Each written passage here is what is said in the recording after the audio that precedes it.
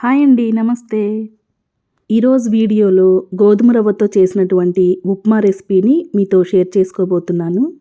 ఎప్పుడూ చేసుకునేటటువంటి బొంబాయి రవ్వతో ఉప్మా కాకుండా ఈ గోధుమ రవ్వతో ఉప్మా అనేది మన ఆరోగ్యానికి కూడా చాలా మంచిది.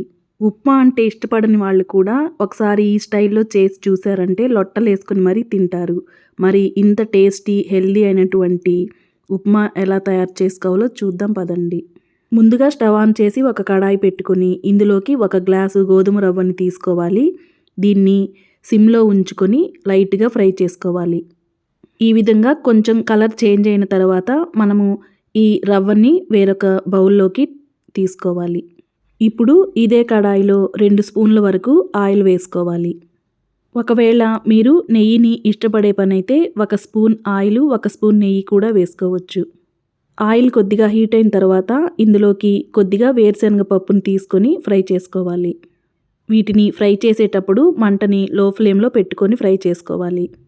ఇవి కొద్దిగా ఫ్రై అయిన తర్వాత ఇందులోకి కొద్దిగా జీడిపప్పును కూడా వేసుకొని ఫ్రై చేసుకోవాలి. ఇవి రెండు తీసుకునేటప్పుడు మన టేస్ట్కి తగ్గట్టుగా ఒకవేళ ఎక్కువగా తినాలనుకుంటే ఎక్కువ వేసుకోవచ్చు, లేదు కొద్దిగా తక్కువ కావాలనుకుంటే తక్కువ కూడా వేసుకొని ఇవి ఫ్రై చేసుకున్న తర్వాత వీటిని ఒక ప్లేట్లోకి తీసుకొని పక్కన పెట్టుకోవాలి. ఇప్పుడు 1 స్పూన్ వరకు పచ్చిశనగపప్పుని ఇదే ఆయిల్లో వేసుకొని ఫ్రై చేసుకోవాలి. దీంతో పాటు కొద్దిగా ఆవాలు, కొద్దిగా జీలకర్ర కూడా వేసుకొని వీటిని కూడా ఫ్రై చేసుకోవాలి. వీటిని కూడా ఫ్రై చేసేటప్పుడు మంటని లో ఫ్లేమ్లోనే పెట్టుకోవాలి. ఇవి అస్సలు మాడకుండా ఫ్రై చేసుకోవాలి. మాడితే ఉప్మా టేస్ట్ అనేది బాగోదు. ఇప్పుడు 1 ఉల్లిపాయను తీసుకొని చిన్న ముక్కలుగా కట్ చేసుకొని ఇందులో వేసుకోవాలి. అలాగే పచ్చిమిర్చిని కూడా రుచికి తగినంతగా వేసుకోవాలి. ఇందులోనే అల్లం ముక్కల్ని కొద్దిగా వేసుకుని వీటితో పాటు క్యారెట్ని కూడా కొంచెం చిన్న ముక్కలుగా కట్ చేసుకొని వేసుకోవాలి. వీటితో పాటు స్వీట్ కార్న్, అలాగే పచ్చి బఠానీ కూడా వేసుకోవచ్చు. మీరు ఎవరైనా ఇష్టపడే వాళ్ళు ఉంటే అవి కూడా వేసుకొని ఫ్రై చేసుకోవాలి. ఇవి కొద్దిగా ఫ్రై అయిన తర్వాత ఒక చిన్న టమాటాని ముక్కలుగా కట్ చేసుకొని వేసుకోవాలి. కొద్దిగా కరివేపాకు కూడా వేసుకొని వీటన్నిటిని కూడా కొద్దిగా ఫ్రై చేసుకోవాలి. ఇవన్నీ వేసిన తర్వాత కొంచెం సేపు మూత పెట్టుకొని వీటిని ఉడికించుకోవాలి. ఇలా మూత పెట్టి కాసేపు ఉడికించుకున్న తర్వాత వీటిలో ఇప్పుడు మనము నీళ్లు పోసుకోవాలి. ఇక్కడ నీళ్లు తీసుకునేటప్పుడు 1 గ్లాసు రవ్వకి 2 గ్లాసుల నీళ్లు పోసుకోవాలి. ఇలా 2 గ్లాసుల నీళ్లు తీసుకోవడం వలన ఉప్మా అనేది పొడి పొడిగా వస్తుంది. అలా కాకుండా మనకి కొంచెం ముద్దలాగా రావాలి అనుకుంటే ఇంకొక గ్లాస్ ఎక్స్ట్రా వాటర్ వేసుకుంటే సరిపోతుంది. ఇందులోనే టేస్ట్కి తగినట్లుగా ఉప్పు వేసుకొని వీటన్నిటిని ఒకసారి కలుపుకున్న తర్వాత ఉప్పు సరిపోయిందో లేదో చెక్ చేసుకోవాలి. ఈ నీళ్ళని టేస్ట్ చేసినప్పుడు మనకి కొంచెం ఉప్పగా ఉండాలన్నమాట. అప్పుడు ఉప్పు అనేది సరిపోయినట్లు. ఇప్పుడు మూత పెట్టి ఈ నీళ్ళని మరిగించుకోవాలి.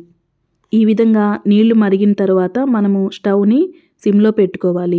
ఇందులో వేసినటువంటి క్యారెట్ ముక్కలు కూడా చక్కగా ఉడికిపోయి ఉంటాయి.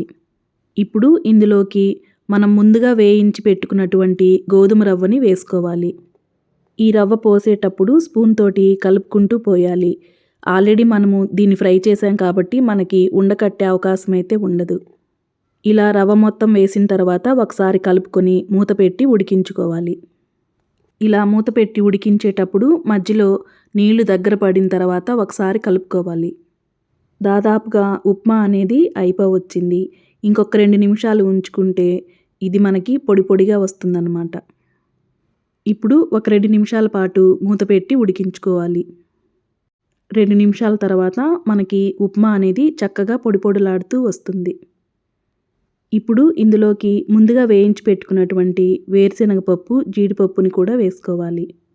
ఇవి ముందుగానే వేసుకుంటే నీళ్ళల్లో నానిపోయి మెత్తబడిపోతాయి కాబట్టి చివర్లో వేసుకుంటే టేస్ట్ అనేది బాగుంటుంది. ఇప్పుడు చివరగా ఇందులో కొద్దిగా కొత్తిమీర కూడా చల్లుకొని స్టవ్ ఆఫ్ చేసేయడమే. మరి లేట్ చేయకుండా వేడివేడిగా ఉన్నప్పుడే ఈ ఉప్మాని సర్వ్ చేసుకుంటే చాలా బాగుంటుంది. మరి ఈ ఉప్మాని చూస్తుంటేనే ఎప్పుడెప్పుడు తినాలా అనిపిస్తుంది కదా. మరి మీరు కూడా లేట్ చేయకుండా ఒకసారి ఈ గోధుమ రవ్వతోటి ఉప్మాని ఈ విధంగా ట్రై చేసి టేస్ట్ని ఎంజాయ్ చేయండి. ఇది బరువు తగ్గే వాళ్ళ కోసము, అలాగే షుగర్ పేషెంట్స్ కూడా ఈవినింగ్ బ్రేక్ఫాస్ట్ లాగా తీసుకుంటే ఆరోగ్యానికి చాలా మంచిది. మరి ఈ వీడియో మీకు నచ్చితే లైక్ చేయండి. నా ఛానల్ని తప్పకుండా సబ్స్క్రైబ్ చేసుకోండి. మరొక మంచి వీడియోతో మళ్ళీ కలుద్దాం. Thank you for watching.